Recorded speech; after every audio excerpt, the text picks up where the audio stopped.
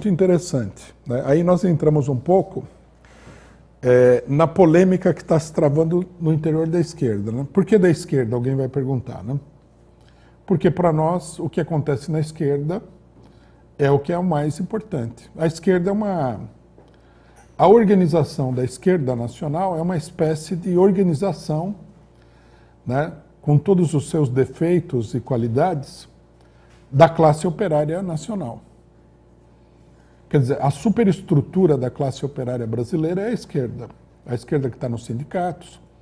Até uma parte da direita poderia ser incluída aí, né?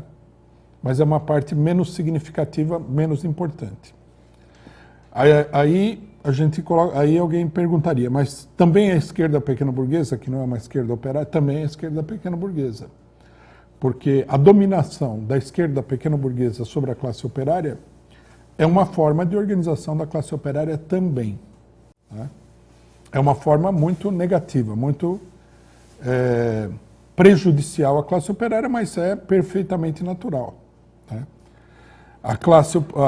A luta, né? Toda a luta pela organização da classe operária é uma luta para que a classe operária se liberte dos políticos pequeno-burgueses e burgueses que dominam a classe operária e assuma a sua própria personalidade política.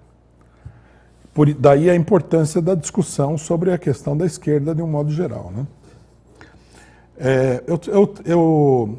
Enquanto eu estava me preparando para vir para cá, eu estava escutando aqui o programa com o comandante Robson Farinazzi e o Anatabliano, Rogério Anatabliano.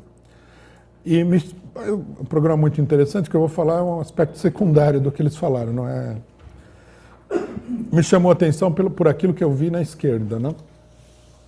E num dado momento do programa eles falaram o seguinte, que a gente não pode ser maniqueísta, não podemos reduzir o conflito a uma torcida de futebol, né, a favor e contra, nós temos que ter uma análise de conjunto, etc. e tal. O que, de um modo geral, é óbvio, né, uma coisa óbvia. Mas por que eles disseram isso? Qual que é a preocupação deles ao enfatizar esse ponto? É que o público deles, que não é o nosso, né, que é um público conservador de direita, tem uma tendência maior, mais pronunciada, mas não total, maior, a se posicionar do lado dos norte-americanos, porque é um público de direita, né? Há um setor desse público que não se posiciona assim, evidentemente, mas é uma tentativa deles de convencerem essas pessoas de que é preciso olhar a coisa com mais cuidado. Se a gente pegar a imprensa progressista, né, que é uma imprensa genérica da esquerda, alinhada com o PT, com o PSOL, às vezes, nós vamos ver a mesma preocupação. Um monte de gente falando isso, né? Isso aqui não pode ser uma torcida de futebol, você tem que olhar a coisa, não pode ser maniqueísta, etc. e tal, né? Uma matéria em particular que me chamou a atenção nesse sentido é a matéria do Jean Willis, né? Onde ele tem... O Jean Willis, ele faz uma tentativa, né, de se equilibrar na ponta de um alfinete, né? Que é uma coisa que normalmente as pessoas não conseguem fazer. Ele quer, assim, uma simetria, nem Rússia, nem OTAN, nem nada. Nós temos que ficar a favor da paz. E aí ele fala do maniqueísmo. Por que já esses setores de esquerda falam do maniqueísmo? E esse aqui é que é uma conclusão muito importante. Eles falam do maniqueísmo porque o público da esquerda esmagadoramente está ao lado da Rússia. E essa conversa se repete em várias pessoas, várias matérias, etc. e tal. Na realidade, né, se a gente pegar aí os órgãos da imprensa progressista, nós vamos ver uma quantidade enorme de pessoas tentando convencer o seu público, o seu próprio público, de que a Rússia é má, o Putin é um ditador, A Rússia, o Putin quer restabelecer o Império Russo, né? Que não é verdade que os russos entraram lá para combater os nazistas, para combater a OTAN, não se trata disso. Ou então a tese famosa dos dois imperialismos, há um esforço enorme. E esse esforço enorme, ele não corresponde à vontade, à percepção da maioria das pessoas que estão observando isso daqui. Né?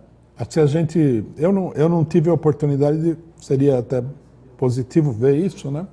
Mas eu não tive a oportunidade de ver como é que o pessoal reage nas transmissões ao vivo, né?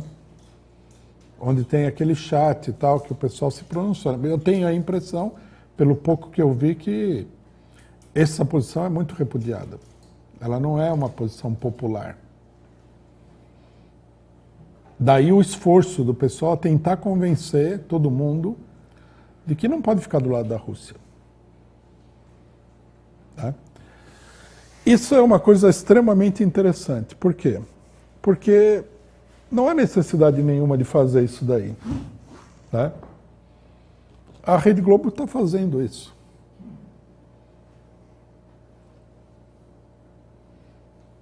Por que o pessoal precisa acrescentar à máquina de propaganda de toda a imprensa burguesa os seus próprios argumentos? Porque é muito forte essa campanha. Por que todo um setor da esquerda tem que se juntar à campanha? Porque a campanha não está convencendo a sua própria base. Aí, né, o pessoal, sem perceber, se transforma num apêndice da Rede Globo e da imprensa tradicional. Golpista, safada, criminosa. Logicamente que eles vão procurar introduzir alguns, né? Alguns nem têm essa profundidade, né? Vão procurar introduzir aí argumentos de tipo esquerdista no debate. Mas o fato e esse fato é muito mais significativo do que os argumentos, que eles são uma espécie de linha auxiliar da Globo, da grande imprensa capitalista que todo mundo sabe está completamente no bolso do imperialismo, em particular do imperialismo norte-americano. É um argumento mais importante, mais poderoso do que milhões de argumentos sobre que eu vi aqui, sobre o que Lenin teria dito, não teria dito, o que ele disse, o que ele deixou de dizer, o que ele pretendia dizer e tudo mais, né? Isso daí me remete, de novo, à matéria do Jean Willis, né?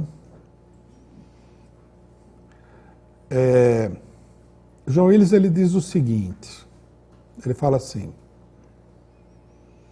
é óbvio que com o passar do tempo, a euforia com a invasão vai se tornar ou um silêncio ou uma falta de análise, assim como foi a histeria de parte da esquerda brasileira com a vitória da guerrilha feudal misógina do Talibã.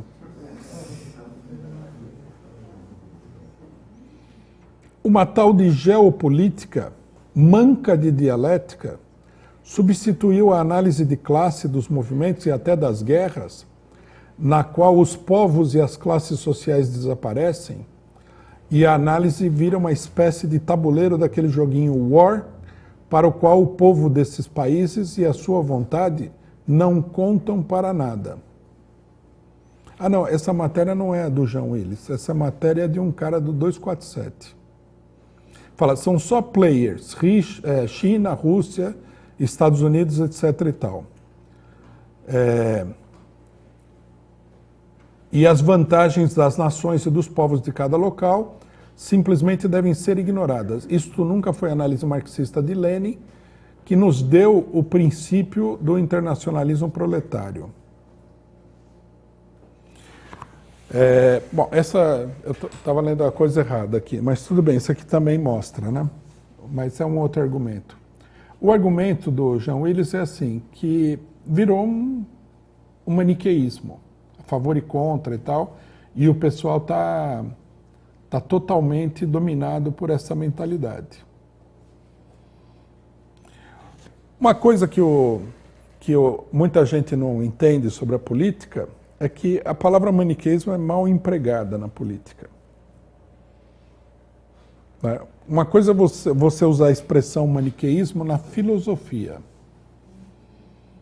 Né? Quer dizer, o maniqueísmo na filosofia aparece como uma tendência, o maniqueísmo metafórico, lógico, né? Não o maniqueísmo original, né? Do maniqueu, do próprio cidadão que formulou a teoria. É uma metáfora para o unilateralismo das concepções. Você só vê um lado da questão. Você não leva em consideração o panorama de conjunto. Mas na política, essa palavra não é bem utilizada pelo seguinte. Porque à medida que uma situação política se desenvolve, ela tende, né, como nós apresentamos aqui, à polarização. E o confronto vai se dar entre posições, em geral, um lado e outro lado, perfeitamente delimitados. Porque essa condição, né, da separação de dois campos, ela é fundamental para o desenvolvimento da luta. Quer dizer, a luta de classes, quando ela atinge o seu momento de maior intensidade, ela é uma luta de A contra B. As coisas se simplificam. Então, você falar em maniqueísmo nessas condições é você escapar totalmente da realidade.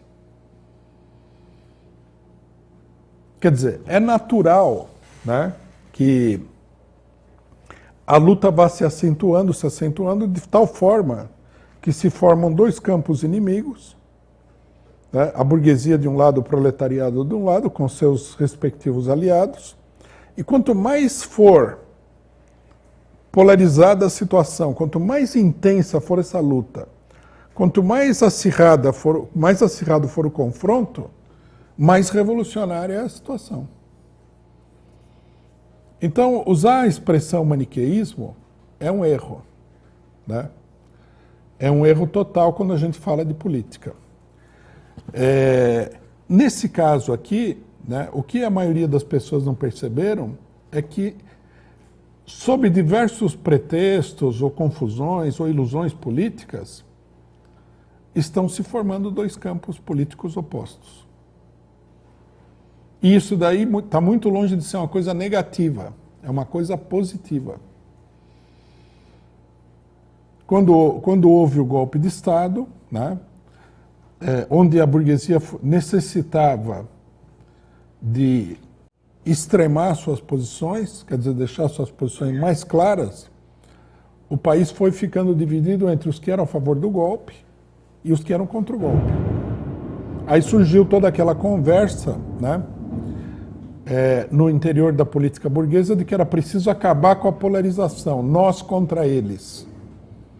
Quando, na realidade, isso daí era uma coisa extremamente positiva.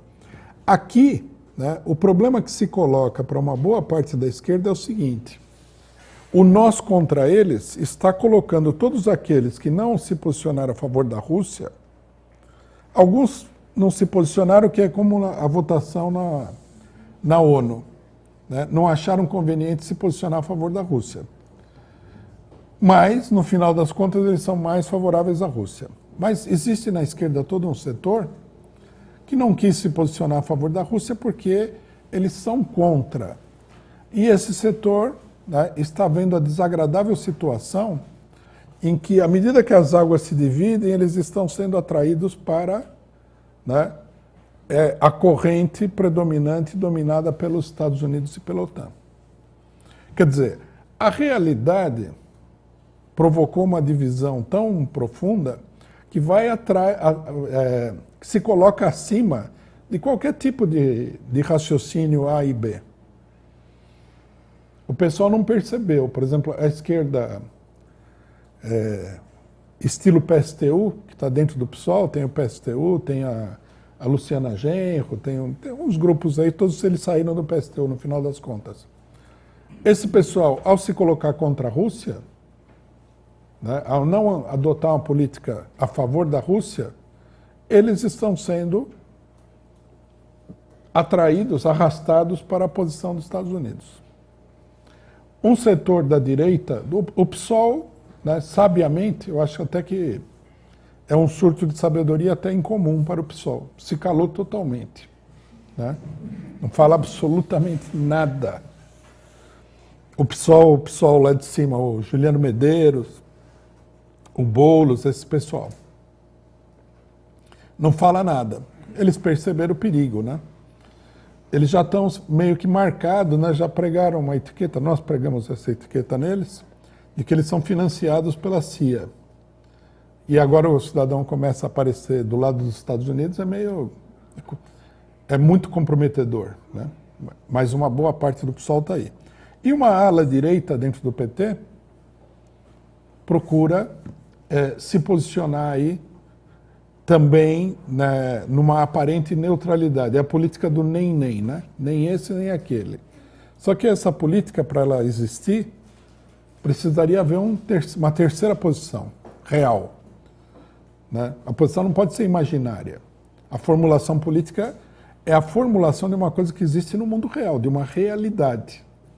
E não existe essa terceira posição. Qual que é a terceira posição? Você está contra os russos, mas está contra a OTAN também? O que significa isso daí exatamente? Qual que seria o seu campo de batalha? Né? Onde é que você estaria posicionado? E a realidade vai mostrando que essa posição não existe mesmo, porque o pessoal que está tentando manter uma certa neutralidade, dependendo de como essa neutralidade se expressa, ou é arrastado para o lado da Rússia, ou é arrastado para o lado dos Estados Unidos. O que mostra que a realidade é isso daí. Essa é a luta. Essa é a polarização internacional. Né? Isso daí vale, na minha opinião, vale muito mais do que 400 argumentos a favor e contra. Porque a política, de fato, né, a política não é um mero problema de você explicar a situação, de você mostrar a situação sob uma determinada luz. A política é uma coisa prática. Você pode ter 1 milhão de considerações quando você, por exemplo, trabalha numa fábrica e essa fábrica entra em greve. Quando a fábrica entra em greve, as considerações todas se calam e você tem uma realidade com os trabalhadores ou com o patrão. Os neutros, em geral, eles são repelidos, né? Por exemplo, o cidadão que decide trabalhar quando a fábrica está em greve, se a greve é uma coisa real, forte, ele vai ser expulso da porta da fábrica por violência dos grevistas, que não vão admitir esse tipo de neutralidade. Não existe essa neutralidade quando o confronto entre o operário e o patrão se dá. Né? Então, quer dizer, para você ter uma neutralidade, seria necessário que houvesse um terceiro campo. Né? Um terceiro campo real. Né? E nesse caso aqui não há terceiro campo. Né? A realidade está mostrando isso daí. Aqueles que são, aqueles que falam assim, contra a OTAN, mas a Rússia tem que sair da Ucrânia, são arrastados para o lado dos Estados Unidos. E aqueles que falam, por exemplo, nós queremos a paz, não queremos sanções, etc., etc., etc., são cada vez mais arrastados para condenar a OTAN e ficar do lado dos russos. Porque essa é a disposição de forças real.